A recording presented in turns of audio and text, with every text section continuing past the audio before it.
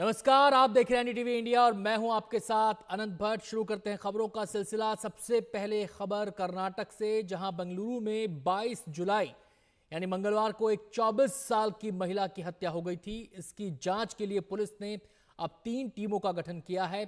इस संबंध में पुलिस अधिकारी ने शुक्रवार को कहा कि पीड़िता बेंगलुरु के कोरमंगला में महिला पेइंग गेस्ट में रहती थी, जहां उसकी हत्या की गई।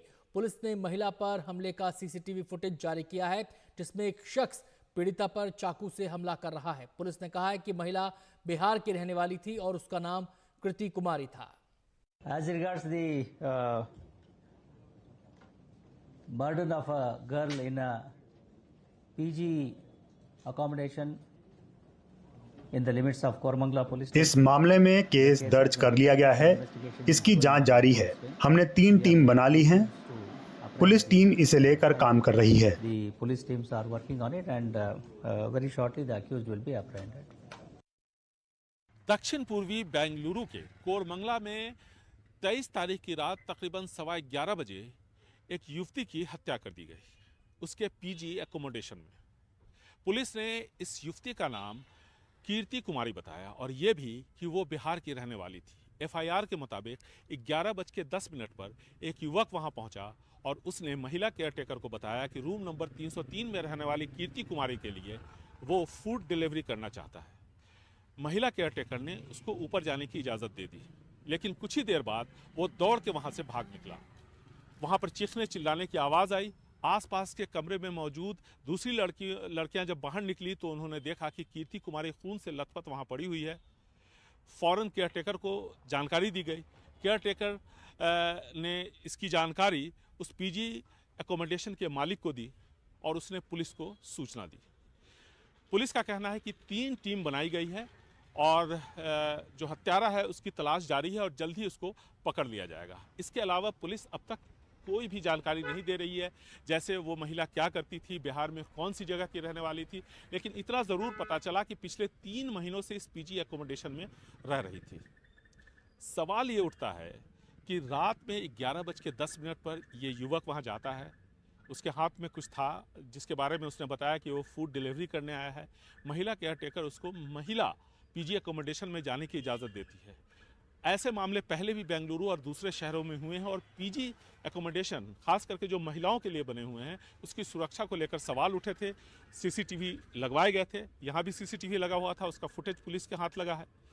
जांच जारी है, लेकिन इस घटना को रोका जा सकता था, क्योंकि जब एक वो महिला पीजी एकोमोडेशन है तो फिर किसी युवक को रात में क्यों ऊपर जाने दिया गया है, यह सबसे बड़ा सवाल है। यानी सुरक्षा की खामियां साफ तौर पर खुलकर इस मामले में सामने आ रही हैं और पुलिस ने इसीलिए इस पीजी एकोमोडेशन के जो मालिक हैं उनको भी आरोपी बनाया है।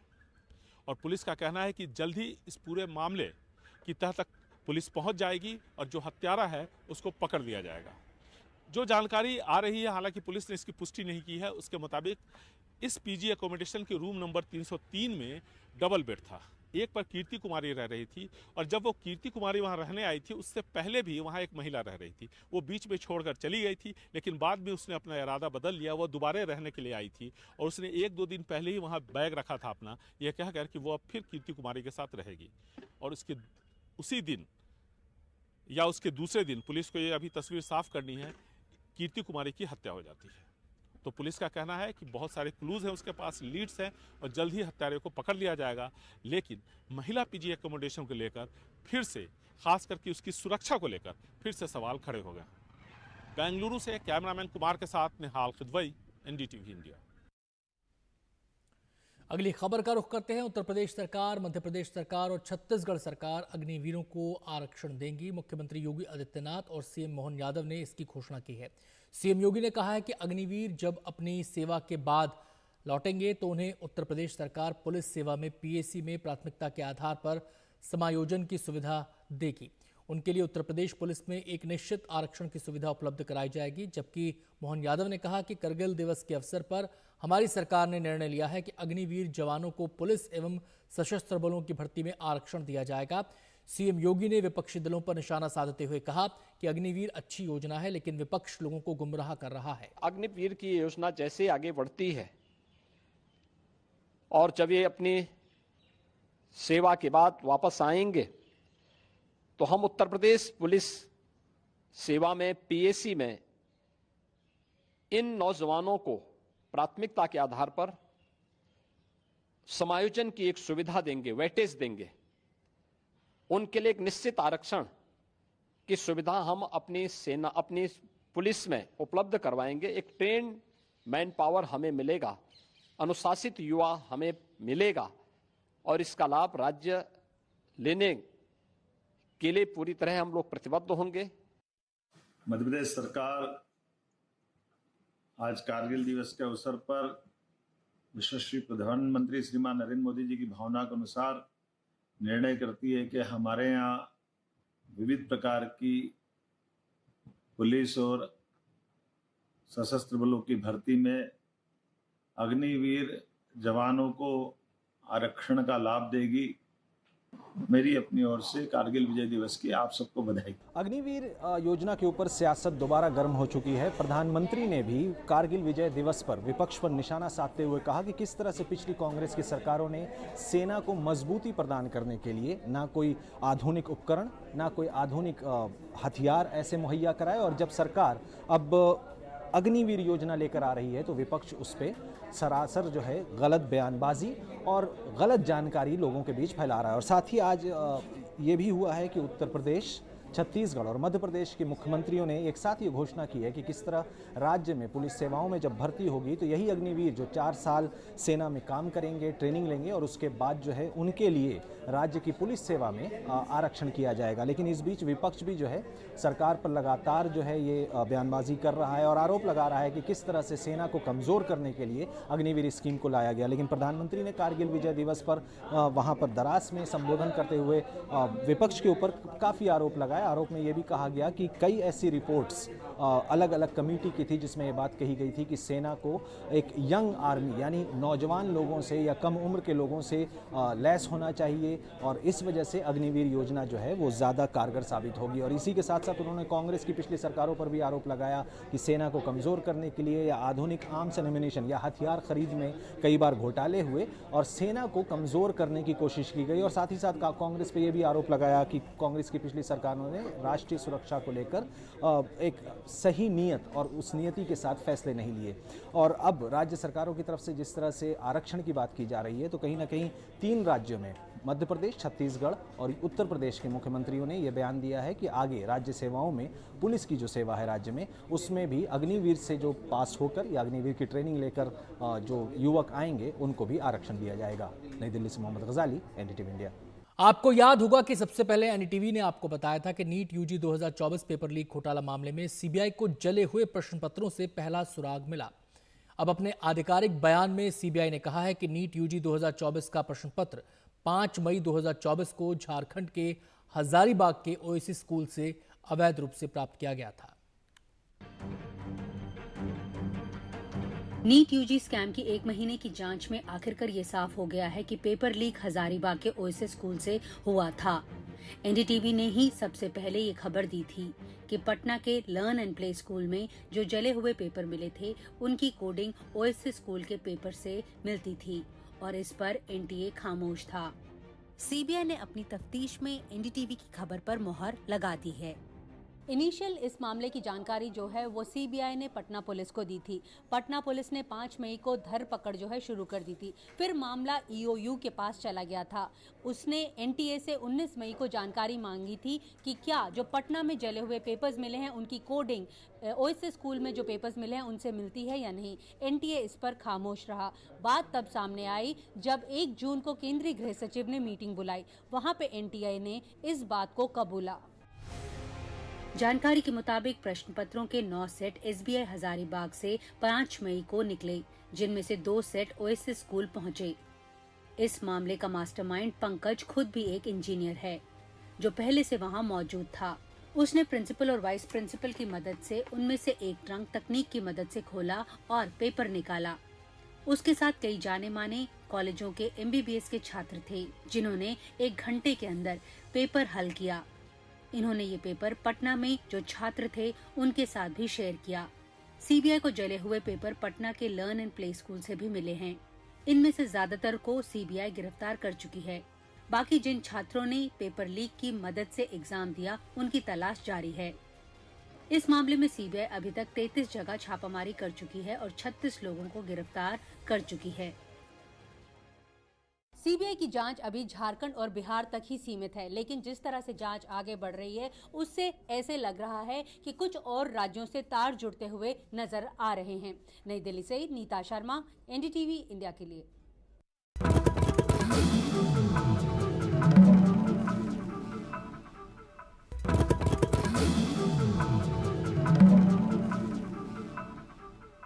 Tata solar, renew, Avaada electrode जैसी कई कंपनियों ने सरकार से अपील की है कि वो चीनी पेशेवर लोगों को वीजा दें।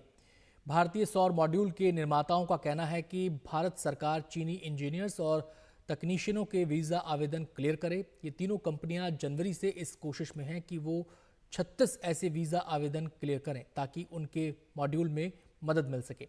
टाटा पावर सोलर लिमिटेड ने 20 वीजा एप्लीकेशन क्लियर करने को कहा है। रिन्यू पावर की ऐसी 9 अर्जियां हैं और अवाडा इलेक्ट्रोड ने 7 पेशेवरों के लिए इजाजत मांगी है। एनडीटीवी से बातचीत में वित्त मंत्री निर्मला सीतारमण ने बताया कि उन्हें ये जानकारी है कि वीजा को लेकर अलग अलग विभागों में बातचीत हो रही है, लेकिन चीनी निवेश को लेकर किसी चर्चा का पता नहीं है। इकोनॉमिक सर्वे में इस बात का लॉजिक दिया गया है कि चाइना का इन्वेस्टमेंट भारत में आना चाहिए और ट्रेड इम्बैलेंस जो है उसको दूर होना चाहिए।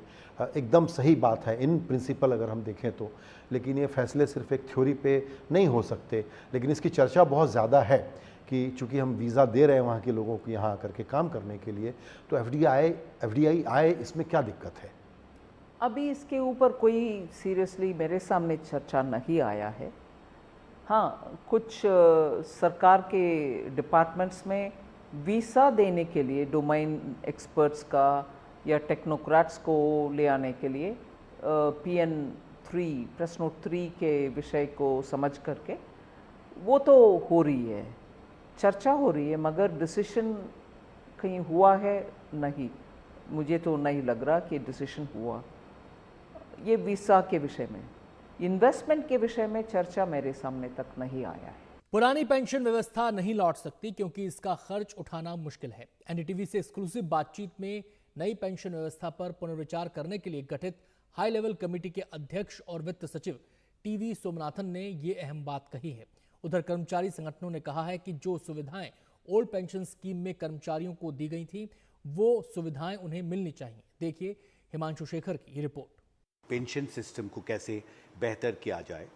एफएम ने एक हाई लेवल कमेटी बनाई आपकी अध्यक्षता में, और एफएम ने कहा भी है कि जो स्टाफ एसोसिएशंस हैं, सेंट्रल गवर्नमेंट एम्प्लॉयज़ फेडरेशंस हैं, उनके साथ बातचीत भी हुई है। मैंने ज्वाइंट कंसल्टेटिव मशीनरी के साथ आपकी कंसल्टेशंस हुई है। कितना आगे आप बढ़ पाए हैं पेंशन व्यवस्था में सुधार? ये मैं आपको पूरा जानकारी, ये एक कॉन्फिडेंशियल मामला है, ऑब्वियसली मैं आपको पूरा जानकारी नहीं दे पाऊंगा। इतना कह सकता हूं कि जो पुराना पेंशन प्रक्रिया था, ओल्ड पेंशन स्कीम, उसको दोबारा बहाल करना नामुमकिन है फाइनेंशियली। मैं एज एन ऑफिसर कह रहा हूं, निर्णय तो सरकार लेंगे, बट ये it will not be financially feasible is my opinion as a finance secretary, that it will be. और ये जो नागरिक हैं, जो सरकार में काम नहीं करते हैं, जो आउटसाइड द गवर्नमेंट है, उनके लिए ये बहुत नेगेटिव असर पड़ेगा अगर हम ओपीएस को दोबारा लेके आते हैं तो। एनडीटीवी से एक्सक्लूसिव बातचीत में वित्त सचिव टीवी सोमनाथन ने ये अहम बात कही। हालांकि वित्त सचिव ने कहा सरकारी कर्मचारी संगठनों की कुछ मांगों को सरकार कुछ हद तक पूरा कर सकती है। मुझे लगता है कि और काम करके इन 3 कोर डिमांड्स को हम किसी वजह से एड्रेस भी कर सकते हैं, लेकिन मैं अभी I am not in a position to give you anything concrete. उधर वित्त सचिव के बयान पर पहली प्रतिक्रिया में ज्वाइंट कंसल्टेटिव मशीनरी के स्टाफ साइड के सेक्रेटरी शिव गोपाल मिश्रा ने एनडीटीवी से कहा, सरकार पेंशन व्यवस्था को चाहे जो भी नया नाम दे, कर्मचारियों को ओल्ड पेंशन स्कीम वाली सुविधाएं मिलनी चाहिए। हमारा मतलब बहुत साफ है कि जो सुविधाएं उस पेंशन स्कीम में थीं वो कर्मचारियों को मिलनी चाहिए। उनमें मोटी बात यह है कि जो भी कर्मचारी जब रिटायर हो तो उसको आधा पैसा तनख्वाह का पेंशन के रूप में मिल जाए और वो भी महंगाई राहत के साथ में होना चाहिए। डीएनएस रिलीफ जरूर मिलनी चाहिए, अदरवाइज इसका कोई मतलब नहीं रहेगा। हम समझते हैं कि सरकार मोटा माटी इस मसले पर तैयार है। शिव गोपाल मिश्रा ने कहा, भारत सरकार 8वें वेतन आयोग की जगह अगर एक वेज रिवीजन कमेटी गठित करने का प्रस्ताव रखती है तो कर्मचारी संगठन उस पर विचार के लिए तैयार हैं। जब ये बात अपने कैबिनेट सेक्रेटरी महोदय से कही थी, उनको ज्ञापन देते समय उन्होंने भी कहा था कि अभी काफ़ी समय है, और उन्होंने ये भी कहा था कि वेतन आयोग तो अपने जब समय आएगा तो हम इस पर विचार करेंगे। लेकिन उन्होंने जो साथ में एक प्रश्न सूचक बात कही थी कि क्या कोई और भी व्यवस्था हो सकती है, तो वो एक बहुत सोचने वाला मसला है। अब देखना अहम होगा कि नई पेंशन व्यवस्था में बदलाव और 8वें वेतन आयोग की कर्मचारी संगठनों की मांगों से सरकार आगे कैसे निपटती है। दिल्ली से कैमरा पर्सन कमलकांत के साथ हिमांशु शेखर, एनडीटीवी इंडिया।